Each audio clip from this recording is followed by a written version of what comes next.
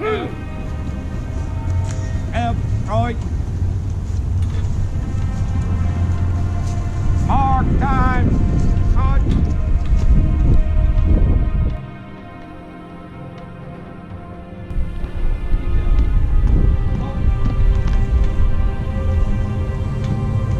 Left, face.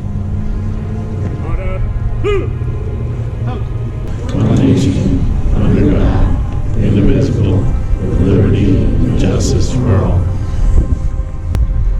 Oh, say does that star-spangled banner yet wave?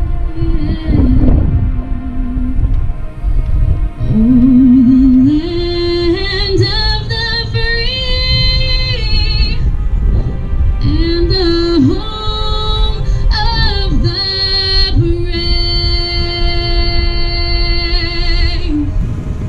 We honor and celebrate the men and women who we now call our brothers and sisters, and the heroes that you transferred to your loving arms from combat to Agent Orange to the tragedy of self-destruction, etc. We ask that you comfort those incarcerated and in VA hospitals or homebound, as well as we here today.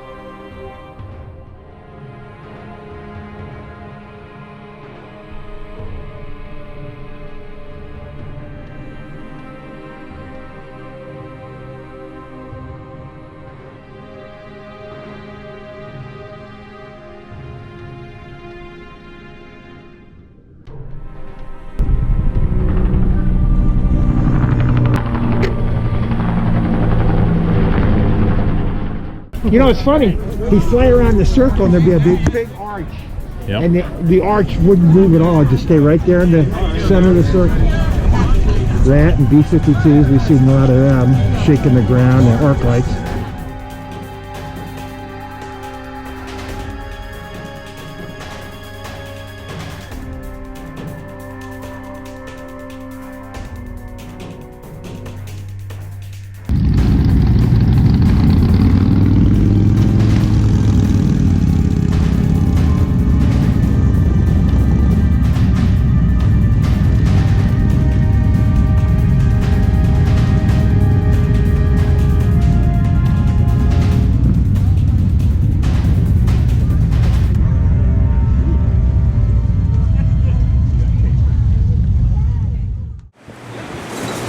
Thank you to Jim Higgins for inviting me, and thank you to the entire museum committee of volunteers, Jim and Renee, all of them to make this beautiful showplace what it is today. A special thank you to Mayor Hennessy Brown, Mayor Hennessy, and the people of O'Fallon who made this facility possible. Thank you very much.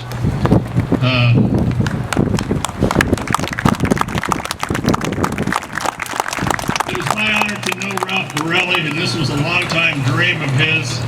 I remember the delight from Ralph Borelli the day you told him that I think we have a building for you.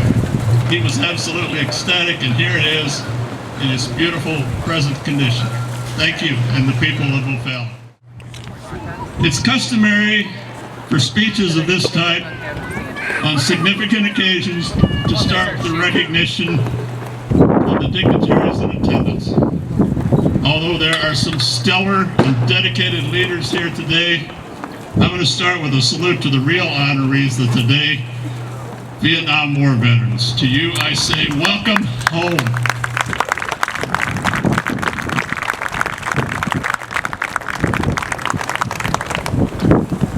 fall of 1967, I was comfortably in the midst of my 2A draft deferment, barely making car payments as a high school music teacher.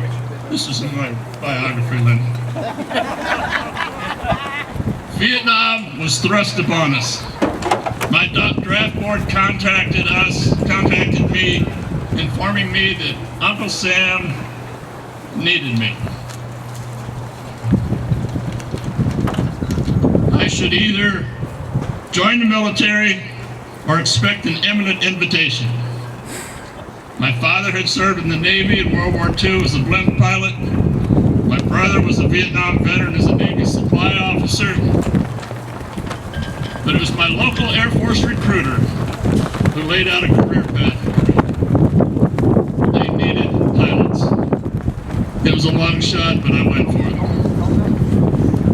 A marriage, a child, the ups and downs of Air Force pilot training ensued, and 3 days after my second child was born, this mild-mannered high school band director was on his way to Vietnam. I was assigned to fly C-7 Caribou tactical cargo planes out of Cam Ranh Bay, Vietnam. I was completing my in-process checklist of billeting, supply, personnel, post office, whatnot. The last stop was a visit to the chaplain. Imagine Father Mulcahy admonishing me to look after my men. I was a second lieutenant, brand new pilot. There's no station much lower on the scale of military experience than that. I had no men. But as it turned out, that was good advice for any position in the military. And that advice stayed with me for 50 years. 23 in the military, 22 in corporate world.